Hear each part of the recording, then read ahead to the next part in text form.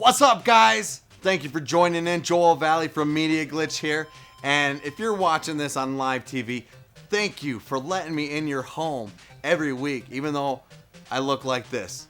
Crazy. It's crazy that you do this every week. Thank you so much. And if you're watching this on YouTube, have you subscribed? Huh? If you're not, let me kick that subscribe button to you, because we got a lot of good shows, got a lot of good content for you. Man, we do it correct. We do it correct every week. So thank you so much for joining. Don't forget to hit that like button. Don't forget to comment, because I love reading those things each and every week. And today we are going to continue with the interviews from Game On Expo in Mesa, Arizona. What an amazing time. Man, I had such a good time, and I got to hang out with the guy that's the most metal I know. Alphaomegasin. That's who I'm talking. You know, that guy he came out like this.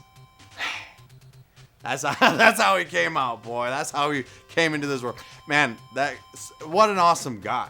What an awesome guy. Just the nicest guy.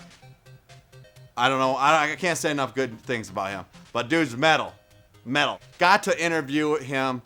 It's a great segment, guys. I really think you're going to love it. So I'm just going to shut up, because I've been talking too much. They're telling me I talk too much. So let's check it out. Here we go. Hey guys, Joel VALLIE from Media Glitch here. I am here with Alphaomegasin, man. Oh my goodness. Thank you so much for taking the time here we're at Game On Expo here in Mesa, Arizona. It's my cherry popper. First time that I've been here and to the convention. So this is kind of amazing. It's great. The setup here, if you never came here, man, you got to come next year. It's amazing. And this is my first retro convention. Dude, or gaming convention in arcade general. Alone is worth it, just because I miss arcades. There should be fucking arcades everywhere all the time. Oh, I know, right? No matter what. And you know, that's the stuff that we grew up with, and then you get to see them, and it's like a mixture of old and new. And then there's like consoles set up, these big screens, and they're like actually live streaming some of the stuff, and it's just so LAN parties, arcades, consoles, all that, and like people cosplaying. So Mega Man is actually playing Beer Tapper. And then you see somebody dressed up like Sonic the Hedgehog, though not with all the crazy like DeviantArt shit that happens, but is in fact just playing DDR, and it just looks ridiculous. So I think that's awesome. It is. It's great. So thank you for taking the time and doing this interview and stuff. So I know you probably answered some of these questions throughout the long span of your channel, but I want to kind of, just for people who may not know, first of all, Alphaomegasin. Where does that name come from? It's what's messed up about it is if you look at my logo, and look at the channel, you hear the name, and you see me, and nothing about it tells you it's a video game channel. Nothing. Right. As a matter of fact, my logo looks like a metal band logo. Just so happens to it's also designed by somebody who does metal shirts. But the name itself is really old. I've been using it for like over 20 years. And it originally came up, and it's so dorky. Once I start explaining it, I'm just like, oh man, you fucking nerd. Alphaomegasin is a name of a character that I was writing up whenever I was trying to create games through the program called RPG Maker on PC. Oh, yes, now, dude. They have like RPG Maker for like consoles and right. shit. And awesome fucking program. Well, the one that I had was RPG Maker 2000. Pirated that shit because I couldn't afford it. Yeah. And I made this character, and he was going to have multiple personality disorder, and he was going to be the 7 deadly sins and all that shit. And that's fascinating. The one version of himself was Alphaomegasin, the very first and the last sin, and it was all this shit about like heaven and hell, and and he was cast out, you know, from both because they were waging wars. I tried to write. Oh, young me. Well, I ended up keeping the name for everything, and then I started using it for Dungeons and Dragons a shit ton, like all the time. Like that was like the main character that I used all the time. And then eventually I used it as a graffiti tag, which is how I sign things whenever it's Alphaomegasin, and I've just stuck with it ever since. So everything I have is like Alphaomegasin, that and that and that and that and that, and it's just, I don't know, I think it sounds cool. That's interesting that you were making those games. Did you ever, like, I remember as a kid, I would have, you know, like a Career Warriors, you move up on the level and stuff, and I would draw it out and put it all over my floor the whole way. Did you ever do that stuff? Like, dude, there was, I can't even count the amount of times that I was drawing video game characters. I still remember that I tried to make my own Mega Man bosses. Oh, yeah. I mean, I've done this so many times. That's one of those things. Like, oh man, it was weird because I wasn't super familiar with all of them. Like, I tried to make Cutman, but there was already a Cutman. But the one he was just like made of like blades everywhere, and he looked really stupid. Like, so fucking stupid. But I thought it was really cool, and then I made one who was made out of drills, one who was made out of bombs, and then I'm just like, God damn it, Capcom really was doing all this crap. They took my ideas! But it was like, you know, doing that and just like drawing on the back of folders that, you know, your Trapper Keeper is filled with all of your art. Now you can tell that he's an old school gamer, Trapper Keeper. Do you have any of that stuff? Like, this guy continues to bring art, and I'm like, where does he find this crap? I don't exist. Oh no, he has an actual fucking treasure trove of vaults of all the shit that he drew. Dude. Yeah. All of mine were no one gave a fuck about them, including me. So they're ripped up, torn up. They were rolled up and fucking smoked. They're gone, never off into the ether that is the world, and it's just. Does that make you like?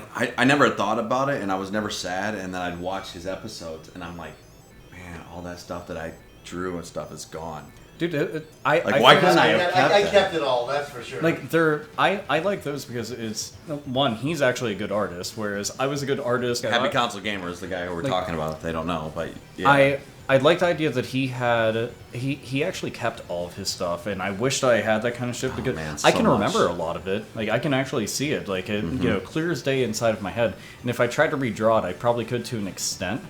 It would look real fucking crude, like, but you didn't do it on construction paper, motherfucker, so it ain't that accurate. But it, like, I was always drawing Ninja Turtles, superheroes. I remember I drew Lobo, like, just tons of different things. And I wish I had that stuff, but, you know, shit happens. And I can't draw now, so. Yeah, I hear you, man. Thanks for making us all sad. Yeah, I know. And then he downplays, like, his ability to draw. He's like, oh, no, It's just so bad. I drew it. And it's like this beautiful masterpiece. Like, you're such a fucking cunt. You are. You're like, oh, I'm just kind of out. Get the fuck out of here. Like, you draw great. I'm so good. I'd be doing art as a career, so fuck you all. You are doing it. You could. You could. Well, I'm not going to. But you could. That's the point, is that you could. Oh, lost for words? Oh, look over there. Oh, mister. Oh, my talon. Oh, you're gonna grab it? But make it this. Foreplay. But you're supposed to get the other cheeks. Just, jeez. Yeah, it's great. Art. Yeah. Back to your interview. Look. You're the one who fucking slapped me around, gave me a half fucking chub, and you're just getting... Oh, now invited in? Oh, see how fucking dirty this gets? Love it. By the way, this is how our panel went. It was just us saying the most crude shit ever, talking about video games, more crude humor. The only panel in all the listing that's rated R. You want to know what? Ours was worth rated R. You guys lived up to it. It was great. Oh, yeah. But room was completely packed. Everybody laughed their ass off. That's all I care about. I was all like, smiles. I was seating people. I don't know if you've seen me.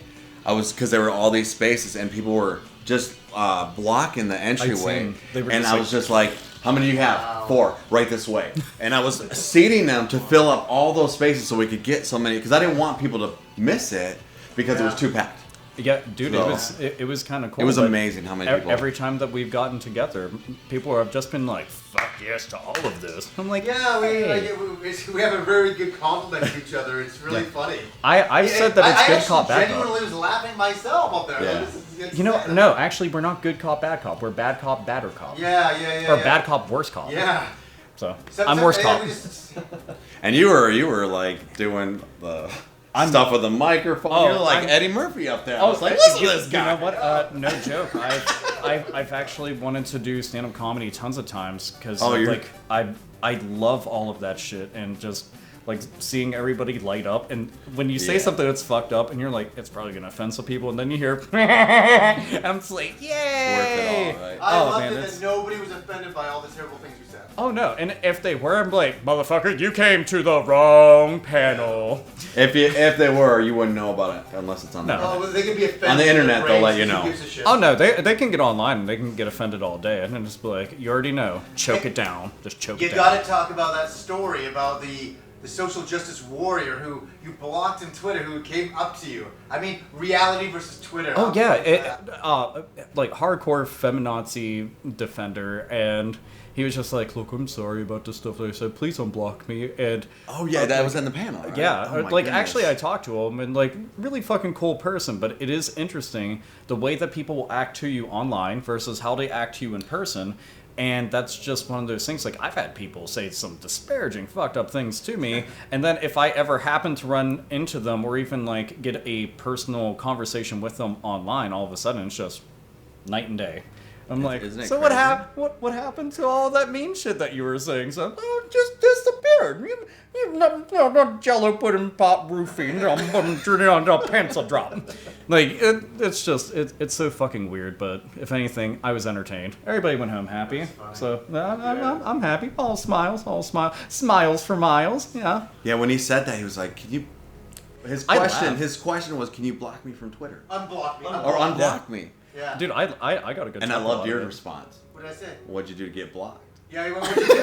I said, what did you do? You did something. So and I even said, I'm like, this is so awesome. This is reality versus Twitter. Here he is. Yeah. Here you are. What did you fucking do? And the best part about it is, like, most people, they'd be like, oh man, this is kind of awkward. I'm like, shit, I'm not awkward about anything. Right. You could put me in front of like the worst situations, and I'm just like, this is great and fantastic. And the guy ended up being a really nice guy, but what a weirdo online. Yeah, it's just sometimes people online just that's some typing, and that's how their thoughts just. So that's we're having one question. Yeah, so far. It's awesome. No, man. So you what an awesome story, Alphaomegasin. How you got the name. It's fascinating. Dude, I think it's cool because most people, it's just like, oh, I thought this sounded neat, and like I always see people be like, oh, it's just like, my name's Darkbuster49612749 exclamation point 0-60652. You can take a bite out of crime at AOL.com. Stop! Just give me a fucking name instead of like 87 different zip codes and a fucking mathematician's nightmare all just shoved into one fucking thing that no one will remember. Like, let alone like, what was fuck, I need a new name. Just come up with it. And it's just, God, dumb. I'm glad my name's Media Glitch. That's it. See, and you know what? I appreciate that shit. Most people are going to be watching this and be like, that guy seems really upset, or on drugs, or both. Actually, neither. All natural. I find it fascinating that you do everything in one take, that you don't script it.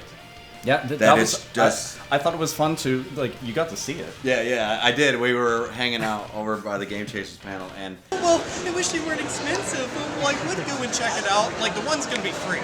Yakuza 5 free on PSN. So nobody could sit there and be like, well, I wish I had the money. It's fucking free. Free. Doesn't cost anything at all. So no excuses, no nothing at all. Can't even say some shit like that. I was like, do you script that? Do you memorize it? Like, because it's almost like poetry at times. You touch on everything so well, and you get the point across with passion. But he did it. He just went on one right in front of me. An expansive vocabulary that is tossed onto camera, eloquently peppered in with excessive profanity. And the vulgarity might be unprofessional to many people, but I'm never a professional person. And all it is just, I'm like, you know what, I want to talk about something. Record. And then just go at it. It's pretty amazing to watch. But it's, I don't know, I know that if I sat down and I decided I'm going to give myself bullet points or I'm going to write out a script, I might be able to write better shit, but that's not my style now. Like, I actually have a style, and now I'm sticking to it, and I'm like, fuck it works for me. It's not going to work for everybody, and it's not going to be everybody's bag, and if they don't like it, well, you don't have to fucking listen. And I don't think that passion would come across if you did it any other way. No, I prefer doing it that way because, I mean, sure, on my videos, it's like, okay, now you get to see him turned up to 11. But, I mean, that's genuinely me. It's not like, oh, he's putting on some kind of a, like, character or some shit like that. No, that's just me being me. Just like the maxed out version of me. And I like that because this is an industry that I love and care about. I know fucking tons about. Typically I'm not ever going to be a braggart, but when it comes to games, I know my shit. And with that, it's just it's fun. Mm-hmm. If you're not having fun doing it, why the fuck are you doing it? No, so we know how you got the name. Now, what's the day you decide? You know what? I'm gonna start a channel. Well, how does that come about? It was in August of 2009. And why? Yeah, why? That I decided that I'd be on camera. I actually had videos uploaded prior to that, and I even had an interest in video editing. But the thing is, every single one of my friends knows that all I did was talk about games. Games and horror movies and all the other fucking shit that interests me, but I talked about games a lot. And all the sites, all the magazines and shit, I would read all these different journalists who would write up articles. And so often I would see fluff, filler, and bullshit. And it was transparent, like it was clear as day. And I was like, you know what? I want to give my take on this. I'm going to give myself a fucking soapbox because it's there, and I'm going to say what I'm going to say. And I never thought anybody'd watch. Oh, that's a sneaky one, Capcom. Love you guys, but you are a fucking cocksucker for that. Truth be told, I really didn't, like, you...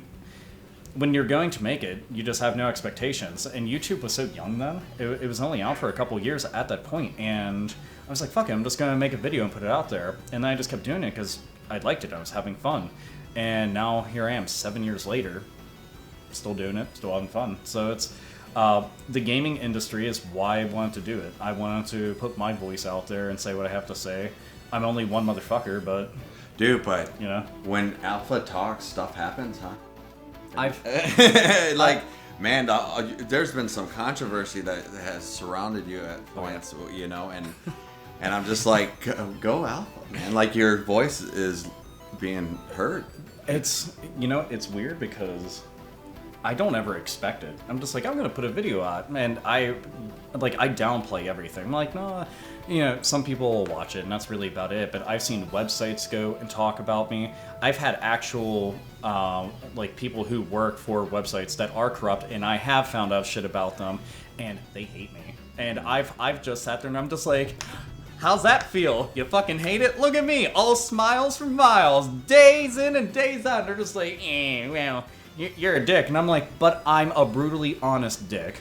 So what can they do about it? Like, what could they do? I'm like, look, you're on a short leash, and people are just whipping and cracking and telling you what to do the entire time, and you do it. Obey the master, cash in hand, do it, and say whatever they want. Me, on the other hand, I have no keeper. I am my own keeper. I say whatever the fuck I want, and when you bust out the truth, oh man, you're not supposed to know about the behind the scenes shit. Well, somebody uncovered it, then told everybody else. Now you've made enemies, but I made enemies with people that were already going to be my enemy. Right. So if anything, I feel accomplished. It's like I pissed off the right people, and I've got the right people on my side. That's all I care about. Right. So I guess it's more like a history of your channel. This episode, just to kind of makes. Because I'm a filmmaker, I gotta have like a story or some sort of like form to it. So what's the video that sets your channel off? And I think I start watching your channel, and I remember it just like exploding at one point. And what is the video that kind of sets it all in motion? For a while, just due to consistency, it was gradually always just increasing in views and subscribers, but.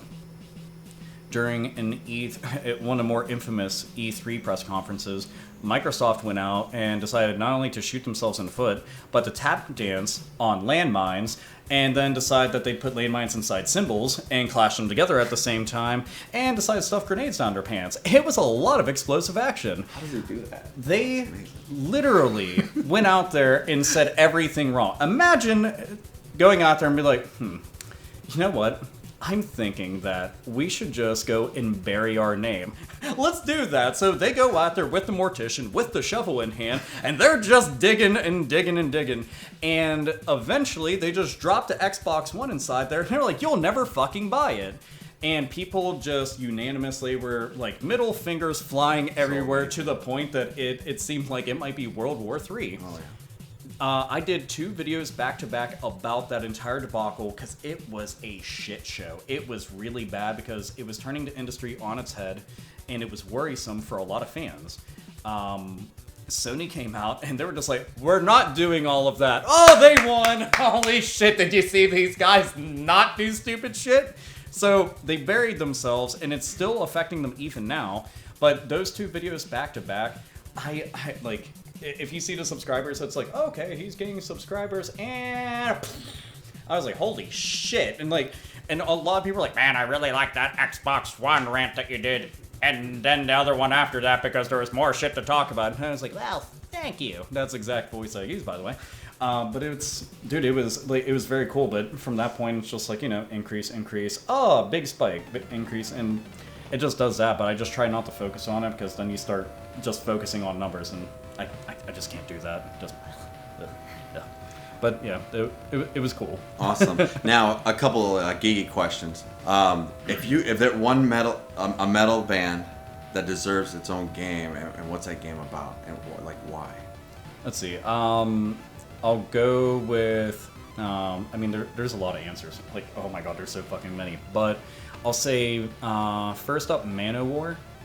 Manowar is all about just like, it's a power metal band, and all they're doing is telling stories about just being like a really badass warrior and like, brothers in arms and going and kicking ass. And they've got this mascot. This dude's like big and fucking buff and huge, and he looks real badass. I mean, metal. He looks fucking metal. He looks so brutal, and I imagine it being like this hack and slash game. You're just going out and you're just like slaughtering people by the mass. Like, imagine God of War, but on like more steroids and better music because it'd be metal. I don't know. Iron Maiden actually has some games, but I swear the stories that they weave in many of their songs, that would be the shit.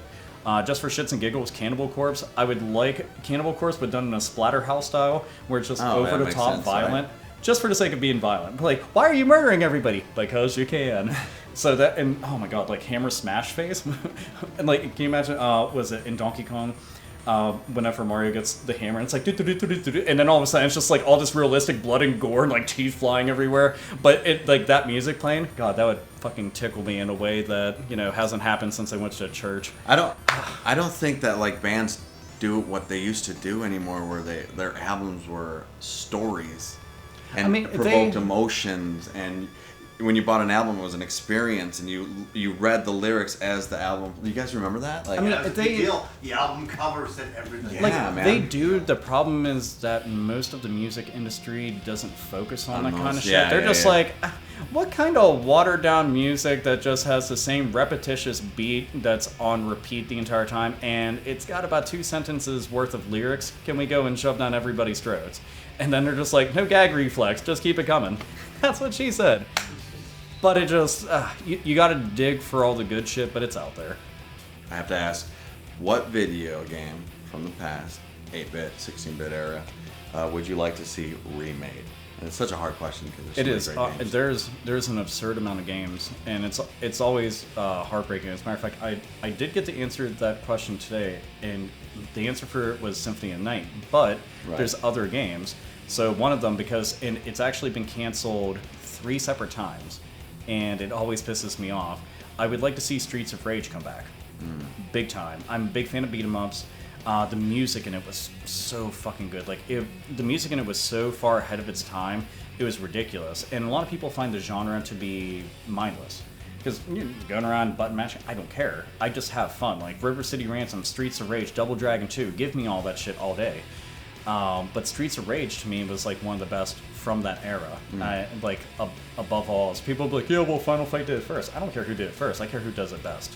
And man, there's people who will argue for days about that. How dare you? I'm like, I just dared, motherfucker. But I felt like you didn't get that arcade feel, and playing with your friends on Final Fight on the Super Nintendo, you could only play one player. And unless Streets you got of Rage, Final Fight CD, which all of 5 people, exactly, me, like no one has access to that. So it's like, I agree. Like, Streets of Rage was always the fighter for me. But I was were you a Sega fanboy, or were you both? I was more of a Genesis. We had both in the house, But my preference has always been PlayStation. Ever since the PS1 Okay. came out, I was just like, you've got all the RPGs, and just like run off to that. SNES has a great amount too, but they haven't seen that amount of RPGs in a long ass time. So it's, it is what it is. But Streets of Rage, it'd be nice. I mean, the fourth one, seriously, got shit canned. Not once, not twice, 3 times. That's fucked. Awesome, man. Well, thank you so much for just taking the time, man, hanging out, and it's been an amazing weekend. Yes. Game On Expo in Arizona, you gotta come. Absolutely here. Holy fantastic. cow, so cool. Even if you're not like super into retro games, there's a lot of different shit here for people, and I love homegrown conventions like this. You get Yeah. to see it blow up, and it's something you can actually be proud to see. Like it's fun as hell. People of all ages, literally. Yeah. Here. Old people, young Fetuses people. can come to this Dude, convention. Fetus is walking Yeah, around. dude, Yeah. and it's great. Like just get them all in a go-go and just it's awesome. Yeah, It's awesome. Put them in your fanny pack. It's great. Thank you so much, sir. Absolutely, I man. appreciate Thank you. it. And guys, thank you so much for watching. We'll see you. Bye-bye.